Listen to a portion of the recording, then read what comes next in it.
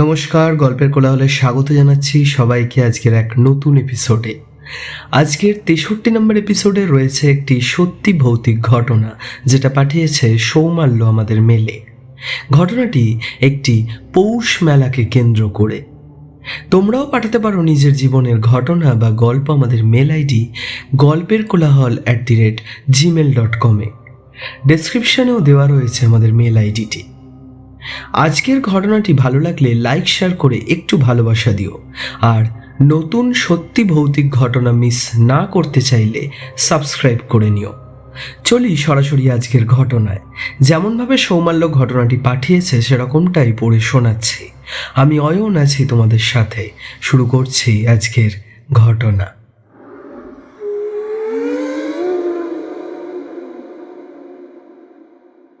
দাদা, আমার নাম সৌমাল্য। আমি কিছু মাস ধরে সব ঘটনাগুলো শুনছি তোমার চ্যানেলের, আর আমার মনে হচ্ছিল যে আমার জীবনের এই ঘটনাটি তোমাদের চ্যানেলের মাধ্যমে সবার সাথে শেয়ার করি। একটা ভয় কাজ করতো ঠিকই, আর এটাও ভাবতাম যে এটা কি আমার মনের ভুল নাকি সত্যি। তবে আমার যা মনে হয় এটা আমার মনের ভুল নয়। এই ঘটনা আমার সাথে সত্যি ঘটেছে।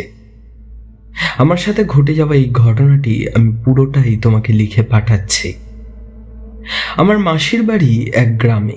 সেখানে প্রতি বছর পৌষ মেলা হয়। ছোটবেলা থেকেই আমি প্রতি বছর সেখানে যেতাম। মাসির বাড়িতে গিয়ে দুদিন থেকে দিদির সাথে মেলায় ঘুরতে যেতাম। এখন আর কাজের চাপে প্রতি বছর যাওয়া হয় না। দিদিও বাইরের অফিসে চাকরি করে, প্রতি বছর এই সময় আর আসতে পারে না। আজ থেকে 4 বছর আগে পৌষ মেলা বসেছিল। সেই বছর মেলা শুরু হওয়ার প্রথম দিনই একটা দুর্ঘটনা ঘটে যায়, তাই মেলা বন্ধ করে দেওয়া হয়। পরপর 2 বছর মেলা বন্ধ ছিল। কি ঘটনা ঘটেছিল সেটা আমি বা দিদি কেউই জানতাম না। গত বছর আবার বড় করে মেলা বসেছিল। দিদিও বলেছিল আসবে, মাসি অনেকবার যেতে বলেছিল, তাই আমিও গত বছর যাই মেলা দেখতে। অফিস থেকে 3 দিনের জন্য ছুটি নিয়ে আমি যাই মাসির বাড়ি। ওইদিকে ঠান্ডাটা বরাবরই বেশি। সকাল সকাল বেরিয়ে বেলার দিকে পৌঁছে যাই। বিকেলে ঠিক করি আমরা 3 জন মেলায় যাব। আমি, দিদি আর দিদির হবু বর, মানে আমার হবু জামাইবাবু। আমার হবু জামাইবাবুর সাথে আমার বেশ ভালোই সম্পর্ক তৈরি হয়ে গিয়েছিল। মেলাটি বিকাল 6টা থেকে রাত 11টা অবধি খোলা থাকতো। আমরা একটু রাতের দিকে মেলাতে যাব বলে ঠিক করেছিলাম। জামাইবাবুর অফিসের একটু কাজ চলছিল, তাই দিদি বলেছিল জামাইবাবুর কাজ শেষ হয়ে গেলে একসাথে আমরা 3 জনে যাব। মাসি আগে অনেক বাড়ি ঘুরে এসেছে মেলাটায়, তাই আর আমাদের সাথে যায়নি। বাড়ির পাশেই মেলা। 1:30 করে আমরা বেরিয়ে পড়ি। মেলায় ঢুকে দেখি চারিদিকে নানা রকমের কত জিনিস। অনেক বড় জায়গা জুড়ে এই মেলাটি হয়। গেট দিয়ে ঢুকতেই বাচ্চাদের খেলনার পরপর দোকান, জুয়েলারির দোকান, ব্যাগ, ঘর সাজানোর জিনিসের দোকান, পরপর এরম সব অনেক কিছুই দেখতে দেখতে আমরা ভেতরের দিকে গেলাম। নানা রকমের খাবারের স্টলও ছিল, আর এর সাথেই ছিল বিভিন্ন পিঠের স্টল। আমরা টুকটাক কিছু খেলাম। দিদি তো পরপর অনেক সাজের জিনিস কিনল। এই করতে করতে অনেকটা সময় পেরিয়ে গেল। মেলাতে ঢুকতেই যে ভিড়টি দেখেছিলাম তখন অনেকটাই ফাঁকা হয়ে গিয়েছিল চারপাশটা। ভাবলাম মা আর মাসির জন্য কিছু একটু কিনবো। ঘুরতে ঘুরতে আমার চোখ পড়ল দোলনার জায়গাটার উল্টো দিকে একটি লোক কাঠের তক্তার উপর বসে খুব সুন্দর দেখতে কিছু আসন বিক্রি করছে। আমি ভাবলাম মা মাসির দুজনেরই এটা কাজে লাগবে।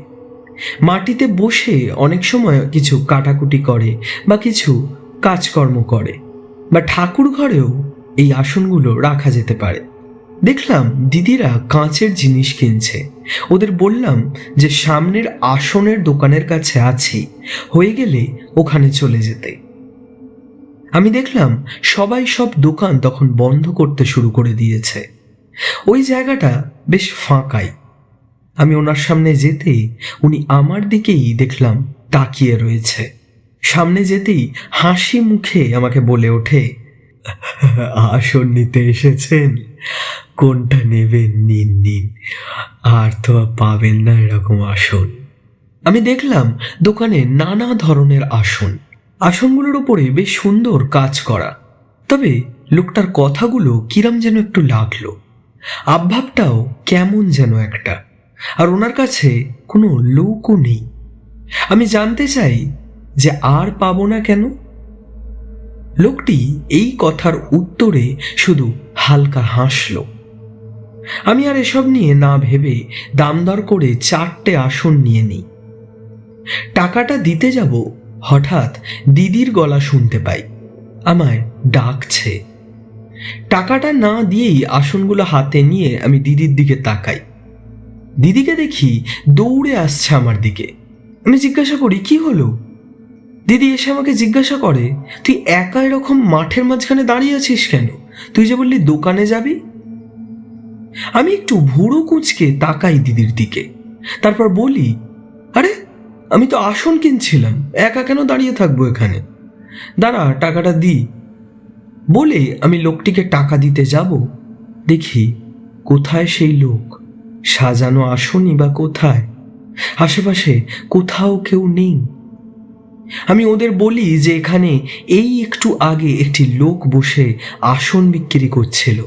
আমি দূর থেকে সেটা দেখতে পেয়েই এখানে আসি, আসন কিনি। হয়তো উনি উঠে গেছেন। দিদি তখন বলে যে এইটুকু সময়ের মধ্যে সব উঠিয়ে নিয়ে চলে গেল। আমারও এই বিষয়টা বিশ্বাস হচ্ছিল না।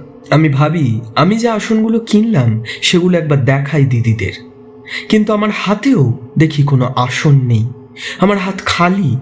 আমি অবাক হয়ে পাশে খুঁজি, কোথাও ওই লোকটিকে আর দেখতে পাই না। আসনটাও আমার হাত থেকে উধাও হয়ে যায়। এখান থেকে শুরু হয়, এরপর ঘটতে থাকে অনেক রকমের অলৌকিক ঘটনা। সেদিন রাত্রিরে বাড়ি ফিরে আমরা খাওয়া দাওয়া করে শুয়ে পড়ি। আমার মাথায় তখনও ঘুরছিল ওই অদ্ভুত ব্যাপারটা যেটা আমার সাথে মেলায় ঘটে গেল। ওই আসনের লোকটার মুখটা আমাকে ভাবিয়ে তুলছিল। ভাবছিলাম ওনার সাথে তো আমি কথাও বলেছি। এইসব ভাবতে ভাবতে কখন আমি ঘুমিয়ে পড়ি। পরের দিন ঘুম থেকে উঠে আমি যখন বিছানা থেকে নামতে যাব, দেখি আমার কেনা আসনগুলোর মধ্যে 2টো আসন মেঝেতে পাতা রয়েছে, যেন কেউ আমার জন্যই ওই আসনগুলো পেতে রেখেছে। আমি মাসি আর দিদিকে ছুটে ডাকতে যাই ঘরের বাইরে। তবে যখন ওদেরকে নিয়ে আসি, ঘরে ঢুকে আমি আর ওই 2টি আসনকেই দেখতে পাই না। আমায় মাসি বোঝায় যে আমার কোথাও ভুল হচ্ছে। আমি কাল থেকে একভাবে ওই ব্যাপারটা নিয়ে ভাবছি বলে এরকমটা আমি ভুল দেখছি। সেদিন সন্ধেবেলাতেও ভাবলাম মেলাতে যাব, কারণ তার পরের দিনই আমার বাড়ি ফিরে যাওয়া। মেলাতে গিয়ে দেখব ওই লোকটা আর বসেছে কিনা, আর এমনিও টুকটাক কিছু জিনিস কেনার ছিল। আবার সেই রাতের দিকেই গেলাম মেলাতে। সেদিন মেলাতে অত ভিড় ছিল না, কিন্তু আমি গিয়ে দেখলাম লোকটি নেই, ওই জায়গাটি ফাঁকা। আর ওই ব্যাপারে মাথা না ঘামিয়ে কিছু জিনিসপত্র যেগুলো দরকারি কেনাকাটার ছিল সেগুলো কিনলাম। তারপর দিদি বায়না ধরল জামাইবাবুর কাছে নাগরদোলনা চড়া। আমারও ইচ্ছাটা ছিল। ভাবলাম অনেক দিন নাগরদোলনা চড়া হয়নি, সেই ছোট্টবেলায় চড়তাম। আমরা ছিলাম 3 জন। আমি বললাম দিদি আর জামাইবাবুকে একসাথে উঠতে, আর আমি একাই উঠব। টিকিট কেটে একটা সিটে ওরা 2 জন উঠল, আর আমি একা। নাগরদোলনায় আমার কোনোদিনই উঠতে ভয় করতো না, কিন্তু এবারে একা উঠতে কিরম যেন একটা ভয় করলো। তখন রাত হয়ে গেছে, খুব কম লোকই নাগরদোলনায় উঠেছে। নাগরদোলনাটা ঘুরতে শুরু করলো, চারিদিকে ঠান্ডা হাওয়া দিচ্ছে। প্রথমে ভালোই লাগছিল। ওপর দিকে যখন উঠল নাগরদোলনাটা, আশপাশের পুরো মেলাটা খুব ভালো দেখতে লাগছিল ওপর থেকে। দোকানগুলো ছোট ছোট লাগছিল। নিচের দিকে আসতেই আমার হঠাৎ চোখে পড়ে নাগরদোলনার উল্টো দিকে আগের দিনের ওই জায়গায় ওই লোকটি বসে আবার আসন বিক্রি করছে। আর সে যেন নাগরদোলনায় আমার দিকেই তাকিয়ে রয়েছে। তার চোখগুলো কেমন যেন রাগী, সে যেন কিছু বলতে চাইছে আমাকে। সাথে সাথেই ওই নাগরদোলনাটা জোরে জোরে ঘুরতে শুরু করলো, খুব অস্বাভাবিক গতিতে। আমার ভয় করতে লাগলো, কোনোদিন এরকমটা আমার সাথে হয় না। আমার মাথাও ঘুরতে শুরু করলো, আমি চিৎকার করে উঠলাম। তখন আমার চোখে পড়ল আমার উল্টো দিকের সিটে একটি ছেলে আর একটি মেয়ে বসে রয়েছে। তাদের বয়স অনেকটাই কম, তবে তাদের মুখ চোখ দেখে মনে হচ্ছে কিছু অস্বাভাবিক ঘটে গেছে তাদের সাথে। আমি চেঁচাচ্ছি, তবে আমার মুখের ভেতর থেকে কোনো শব্দ বের হচ্ছে না। ওরা দুজন আমার দিকে এগিয়ে আসে ওই চলন্ত নাগরদোলনার মধ্যেই। আমি বুঝতে পারি ওরা আমাকে কিছু বলতে চাইছে নাকি আমাকে মারতে চাইছে। কাছে আসতে আমি দেখতে পাই ওদের মুখগুলো থ্যাতলানো, আর সেখান থেকে গড়িয়ে পড়ছে কালো জমাট বাঁধা রক্ত। আমি ওই চেহারা দুটি সহ্য করতে পারছিলাম না। নাগরদোলনাটা অত জোরে ঘুরছে, কিন্তু আমি যেন শুধু চিৎকার করতে চাইছি, বাকিরা যেন কেউই চিৎকার করছে না। সেই সময় আমার মনে আছে ওরা দুজন আমাকে বলেছিল, যেন গত বছর এই জায়গায় আমরা বসেছিলাম, আমাদের সাথে যা হয়েছিল আজ তোমার সাথে হবে। এরপর আমার যেন মনে হতে লাগলো নাগরদোলনাটা ভেঙে পড়ছে, আমি যেন উপর থেকে পড়ে যাচ্ছি নাগরদোলনার। আমি জ্ঞান হারিয়েছিলাম কখন জানি না। জ্ঞান ফিরতে দেখি আমি মাসির বাড়ির বিছানায় শুয়ে আছি, আশেপাশে সবাই দাঁড়িয়ে। আমার বাবা মাকেও সেখানে দেখতে পাই। আমার মাসির কথা শুনে তারা সঙ্গে সঙ্গে ওখানে পৌঁছে গিয়েছিল। আমি উঠে বসি। সবাই বলে ওই রাতে যে আমি জ্ঞান হারিয়েছিলাম তার একদিন বাদে আমার জ্ঞান এলো। দিদি বলে নাগরদোলনাটা থামার পর সবাই নেমে যাচ্ছিল। দিদি আর জামাইবাবু নেমে অপেক্ষা করছিল আমার জন্য। হঠাৎ করেই আমার সিটটা নিচে আসতেই চারিদিকে চেঁচামেচি শুরু হয়। ওরা এসে দেখতে পায় আমি অজ্ঞান অবস্থায় পড়ে রয়েছি নাগরদোলনার মধ্যে। সব কিছু শুনে আমি আমার সাথে যা যা হয়েছিল সবটাই বলি। কেউ কিছুই বুঝতে পারে না যে কার কথা আমি বলছি। মাসি তখন বলে, কিছু বছর আগে যে দুর্ঘটনার কথা আমরা শুনেছিলাম সেটা হলো এই মেলার নাগরদোলনাটা চলন্ত অবস্থায় কিভাবে পুরো ভেঙে পড়ে গিয়েছিল। প্রচুর লোক আহত হয়, তার সাথে মারা গিয়েছিল একটি বাচ্চা ছেলে আর মেয়ে। তাই গত বছর অবধিও মেলা বসেনি। এবছর সবকিছু দেখে চেক করে মেলার জন্য পারমিশন দেওয়া হয়েছিল, কিন্তু এরম ঘটনার কথা মেলা বসার পর থেকে কোনোদিনই কেউই শোনেনি।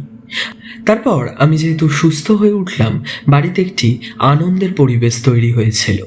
এইসব ব্যাপার নিয়ে আর কেউই অত মাথা ঘামায়নি। তবে অদ্ভুত জিনিস হয়, পরের দিন যখন আমরা বাড়ি ফেরার জন্য রাস্তায় দাঁড়িয়ে আছি বাস ধরার জন্য, হঠাৎ একজন লোক এসে আমার শরীরের ব্যাপারে জিজ্ঞাসা করে।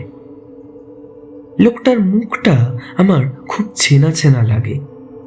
তিনি আমাকে জিজ্ঞাসা করেন আমি ঠিক আছি নাকি। আমি ওনাকে আমার শরীরের ব্যাপারে বলে দিই যে হ্যাঁ আমি এখন ঠিক আছি। তবে আমি বুঝতে পারি না আমি ওনার সাথে কেন কথা বলছি। উনি তারপর আমাকে বলেন যে সে বছর যে দুর্ঘটনাটি ঘটেছিল, ওই নাগরদোলনা ভেঙে পড়ার সময় যে নাগরদোলনায় একটি বাচ্চা ছেলে আর মেয়ে ছিল, ওই নাগরদোলনাটি ভেঙে পড়ে এক বিক্রেতার উপর। তিনি আসন বিক্রি করতেন। এই কথাটি বলে লোকটি হাঁটা শুরু করে। তখন আমার মনে পড়ে সেই আগের দিনের ঘটনাটা। এই লোকটাই তো আসন বিক্রি করছিল। এর থেকেই তো আমি 4টে আসন কিনেছিলাম, আর সেই 2টো আসন আমি ঘরের মধ্যে দেখেছিলাম। উনি চলে যান ওই পথ ধরে। আমার বাবা মার দিকে তাকাই, আমি দেখি ওনারা আমার দিকে তাকিয়ে নেই, ওনারা বাস রাস্তার দিকেই তাকিয়ে রয়েছে। আমি ওদের গিয়ে জিজ্ঞাসা করি, তোমরা দেখলে না আমি ওনার সাথে কথা বলছিলাম? আমার বাবা মা আমার দিকে ঘুরে বলে, তুই তো আমাদের পাশেই দাঁড়িয়েছিলিস, কারোর সাথে তো কথা বলিসনি। পুরো রাস্তাটা বাড়ি ফিরতে ফিরতে আমাকে ভাবিয়ে তুলছিল। যখন বাড়ি ফিরি সেদিন রাত্রিরে মা ব্যাগের ভেতর থেকে সব জিনিসপত্র বার করছিল। তার ভেতর থেকে মা বার করে একটি প্যাকেট। সেই প্যাকেটের ভেতর থেকে পায় 4টি খুব সুন্দর দেখতে আসন। সেই 4টে আসন আমি চিনতে পারি। ওই 4টে আসন আমি কিনেছিলাম মেলা থেকে, যেটা আমার হাত থেকে উধাও হয়ে গেছিল। আমি দিদিকে দেখাতে পারিনি সেদিন রাত্রিরে। আমি বুঝতে পারি না ওই আসনগুলো আমার মায়ের ব্যাগের ভেতরে কি করে এসেছিল। আর এটাও বুঝতে পারি না ওই লোকটি আমাকে কি বোঝাতে চেয়েছিল। তাহলে ওই নাগরদোলনার ভেতরে আমি যা দেখেছিলাম, ওই বাচ্চা ছেলেটি আর মেয়েটিকে, সেগুলোও কি তাহলে সত্যি? আমি এর ব্যাখ্যা আমার বাড়িতে কাউকে বোঝাতে পারিনি। আমি জানি না আমার সাথে সেদিন কি ঘটেছিল মেলায়।